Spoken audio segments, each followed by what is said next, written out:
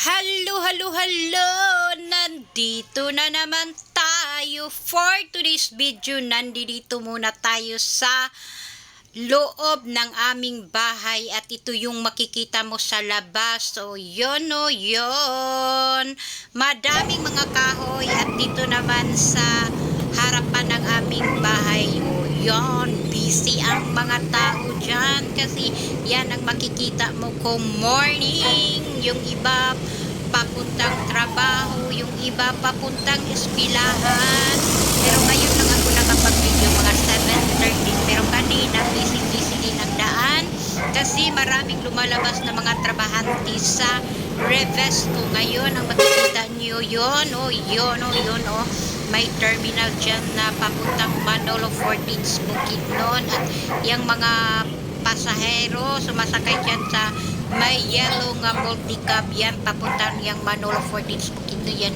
At yan ang makikita mo yung naglalakad yung mga estudyante papunta ng school at yan may sumasakay pang mga estudyante sa ELF yun, papunta na sila sa school kasi yung eskwelahan dito ay doon sa may unahan lang elementary at saka high school yun at may mobile pa na pulis kasi araw-araw silang nandyan, araw at gabi sila naka-duty dyan ang mga pulis. Buti na lang mayroong mga pulis dyan kasi dati nung wala pang mga pulis ay nako paggabi saba kayo or maingay ang mga bata kasi yung ibang mga bata hindi pa natutulog.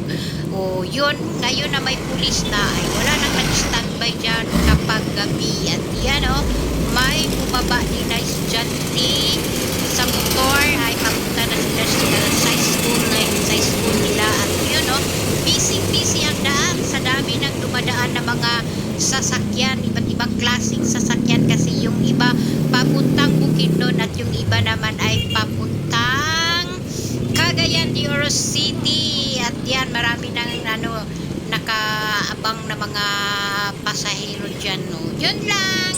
Thank you so much for watching and follow for more. Bye! At dito naman tayo sa kabila. Yun ang kanyang tanawin. Ito na lang ang i-content ko kasi hindi pa ako nakaanto sa ibang lugar ba para mag-content ng ibang view.